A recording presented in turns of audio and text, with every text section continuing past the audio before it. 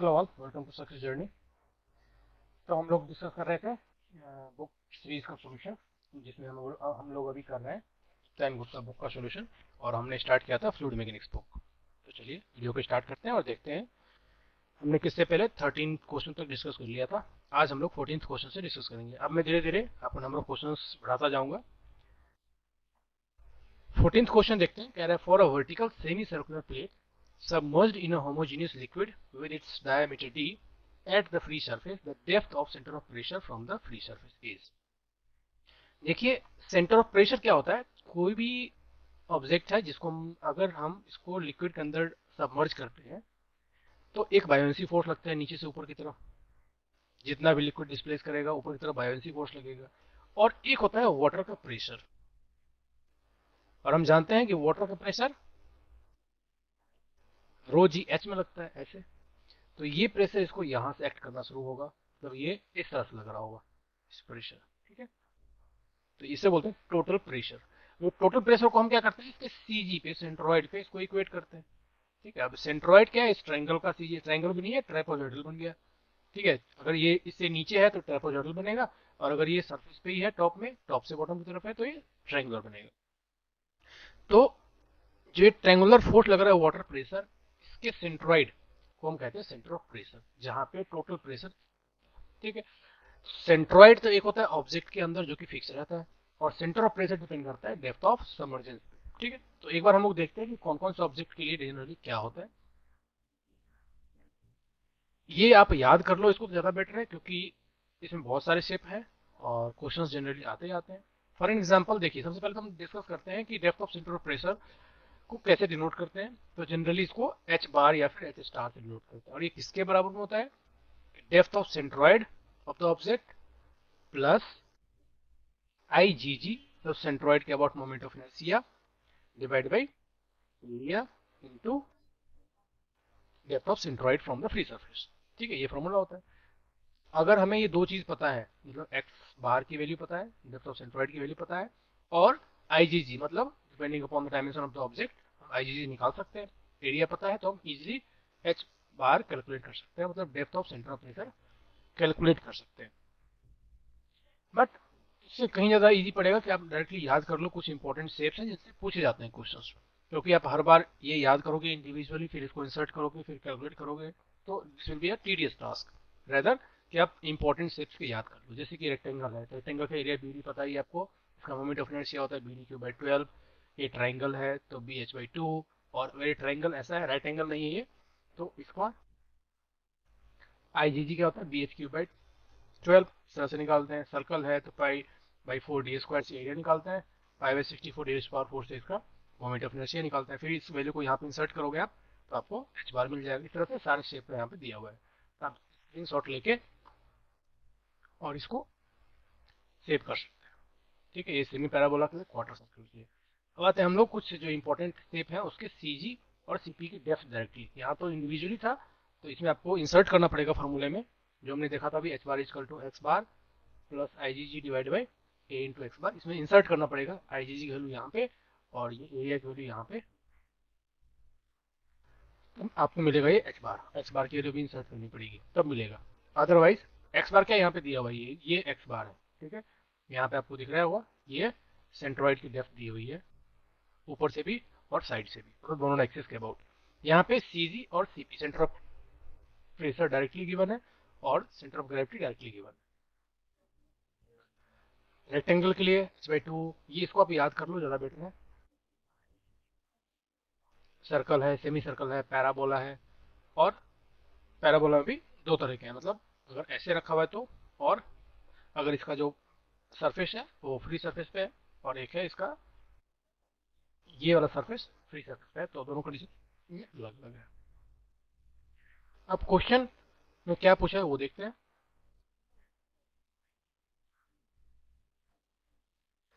Question में पूछा है वर्टिकल सेमी सर्कुलर प्लेट। ठीक है,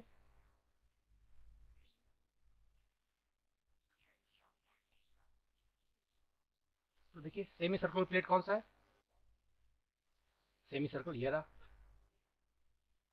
इसके लिए सीपी की वैल्यू क्या है 3πd/32 सर आ जाएगा 3πd/32 ए। नेक्स्ट क्वेश्चन है the pressure intensity is same in all directions at a point. तो ये कौन सा लॉ है? पास्कल का लॉ है। पास्कल लॉ क्या कहता है कि फ्लूइड जब स्टेशनरी पोजीशन में हो मतलब रेस्ट में हो किसी भी एक पॉइंट पे हर एक डायरेक्शन से इक्वल फोर्स हो। This is what Pascal law is. ठीक है, और यही पूछा यहाँ पे the pressure intensity is same in all directions at a point कब होता है?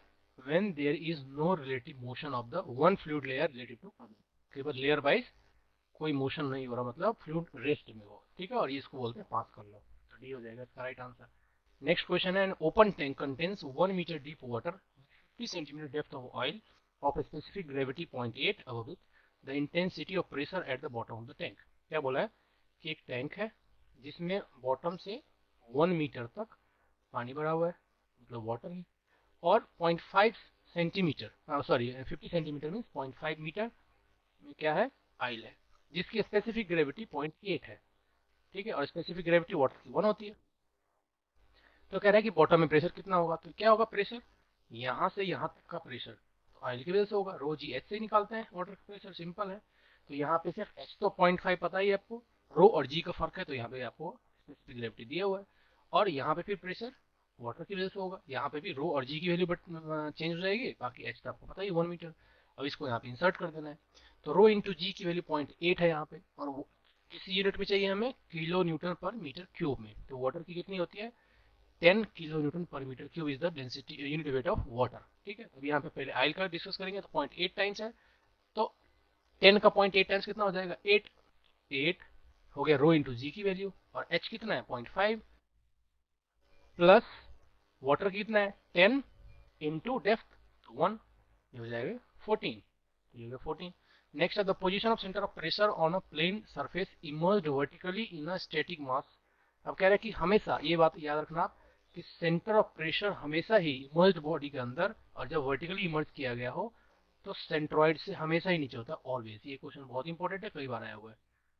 ऐसा क्यों होता है? क्योंकि वाटर का प्रेशर ट्रायंगुलर पोर्शन में लाई करता है तो नीचे का मास ज्यादा है, तो इसलिए सीजी से हमेशा ही सीपी नीचे होता है। ठीक है, सीजी से हमेशा सीपी नीचे ही लाई करेगा ऑलवेज। तो कोई वर्टिकली सबमर्ज हो और बॉडी कैसे हो? वर्टिकली इमर्ज किया गया वाटर के अंदर, तो उसका सीपी हमेशा नीचे लाई करेगा सीजी से। This is a factual question, हमेशा ही फिक्स रहता है। नेक्स्ट क्वेश्चन चलते हैं।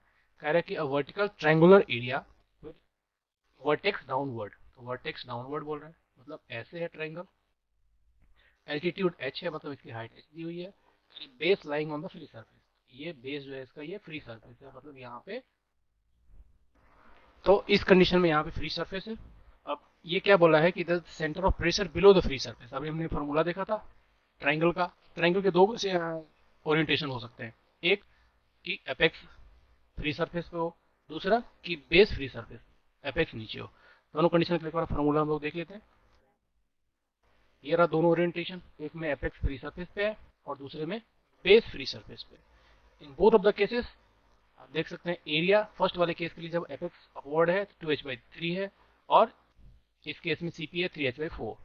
करंट कंडीशन कैसा है? ये वाला कंडीशन है कि बेस इसका फ्री सरफेस पे और एपेक्स नीचे है। In that case the CG is lying at the depth of h/3 और CP is lying at the h/2। h/2 ठीक है, तो यही पूछा यहाँ से सीपी की लेंथ कितनी है तो h/2, that means C is the right answer. Next question is the total pressure on a plane surface. Total pressure की बात कर रहा है और किसपे? प्लेन सरफेस पे, inclined at an angle theta with horizontal is equal to. तो देखिए तीन कंडीशन हो सकते हैं प्लेन सरफेस, एक वर्टिकली इमर्ज हो, एक मतलब हॉरिजॉन्टल प्लेन हो, एक वर्टिकल प्लेन हो और एक इंक्लाइंड हो। तीनों ही कंडीशन में हॉरिजॉन्टल प्लेन की बात कर रहे हैं तो हॉरिजॉन्टल प्लेन में क्या होगा? Total pressure is equal to डब्ल्यू इंटू ए इंटू एच, और वर्टिकल प्लेन की बात करें तो पी इज इक्वल टू डब्ल्यू ए इंटू सी जी, और इंक्लाइंड पोजीशन में भी P is equal to WA into x। So angle is not dependent while calculating total pressure। So answer क्या आ जाएगा? पहला P into A। ठीक है, next question है A vertical rectangular plane surface is submerged in water such that its top and bottom surface are 1.5 meter and 6 meter respectively below the free surface. क्या बोला है? Rectangle है एक जो कि सबमर्ज्ड है, जिसका टॉप एंड बॉटम सरफेस के यहाँ पे लोकेशन दिया हुआ है। टॉप सरफेस यहाँ से 1.5 मीटर पे है और बॉटम पोजीशन इसका 6 मीटर नीचे है। तो ये हो गया 4.5 मीटर, मतलब इसकी डेप्थ की बात करें तो ये 4.5 मीटर है। Position of centre of pressure below the free surface will be at a distance of, इसमें हम क्या करेंगे? फॉर्मूला अप्लाई करेंगे। कौन सा? H bar. H bar is equal to x bar plus I G G divide by A into x बार।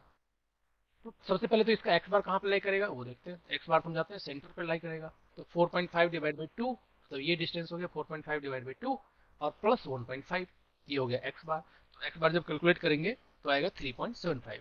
3.75 कैसे? 1.5 plus 4.5 divide by 2, तो यहाँ पे इक्वेट कर देते हैं 3.75 प्लस, अब आई जी जी क्या होता है? बी डी क्यू बाई 12, तो बी इंटू डी, बी तो यहाँ पता नहीं तो बी को हम बी रहने देंगे, डी क्यूब, अब डेप्थ कितना है? 4.5, 4.5 का cube divide by 12 into area, तो बी इंटू डी, तो यहाँ पे बी अगेन अननोन है, डी हमें पता है 4.5 है, और एक्स बार कितना है? 3.75।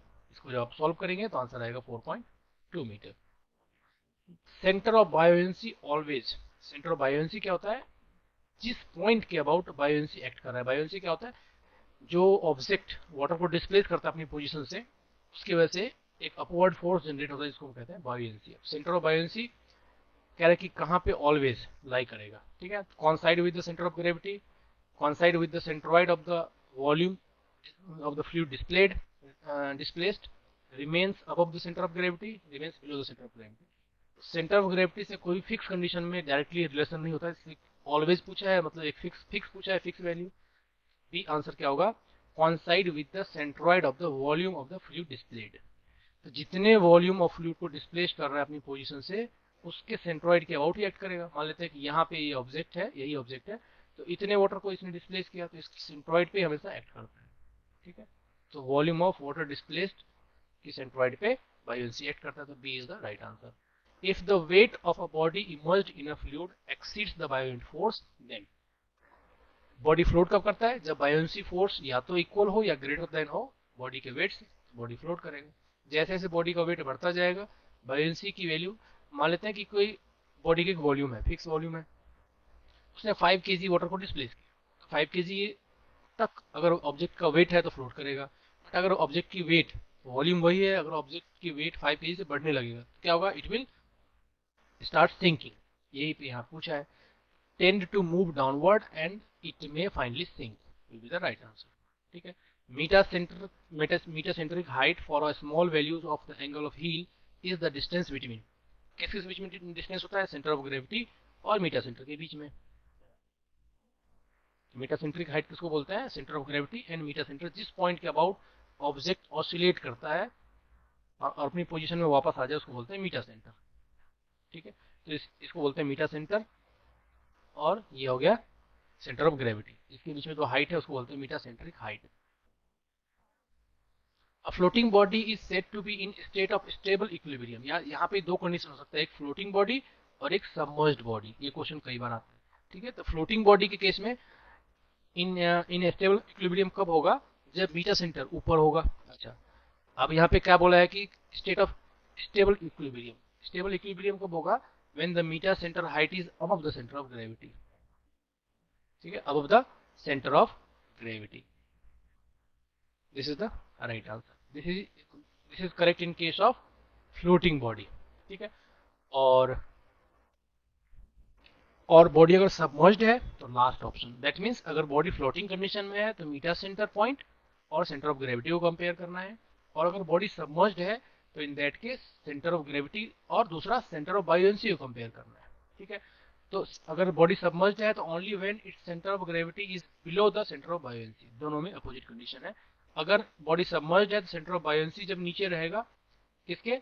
सेंटर ऑफ ग्रेविटी से, सॉरी, मतलब सेंटर ऑफ बायोएंसी ऊपर है। दोनों केस में क्या है? सी जी यहाँ पे है और मीटा सेंटर ऊपर है, मीटा सेंटर आप इसको ऐसे भी लिख सकते हो, मीटा सेंटर या meta centric point slash centre of buoyancy.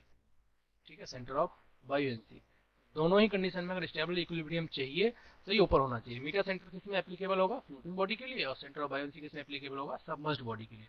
But in दोनों का सीजी से ऊपर रहना जरूरी है अगर बॉडी को स्टेबल इक्विलिब्रियम में रहना है। तो न्यूट्रल पोजीशन में कब होगा, जब दोनों पॉइंट मिल जाएंगे, meta centric height in case of floating body and centre of buoyancy in case of submerged body. अगर दोनों सेम पॉइंट पे आ गए तो एकदम न्यूट्रल पॉइंट पे होगा कि हल्की सी डिस्प्लेसमेंट बॉडी को सिंक कर देगी, और अगर नीचे आ गया तो बॉडी विल कंप्लीटली सिंक। ठीक है, ठीक। तो आज का वीडियो हम यहीं पे स्टॉप करते हैं। आज हमने 12 क्वेश्चन और कर लिए। कल से हम 25 क्वेश्चन से स्टार्ट करेंगे। कल से हम वीडियो को थोड़ा लेंथी बनाएंगे ताकि मैक्सिमम क्वेश्चन कवर कर सकें। कल से हम लोग 25 क्वेश्चन से आगे कवर करेंगे। वीडियो कैसा लगा आप लोग कमेंट सेक्शन में लिखिए। कुछ और इंप्रूवमेंट चाहते हैं तो please write in comment section. See you in the next video. Thank you all, thanks for watching.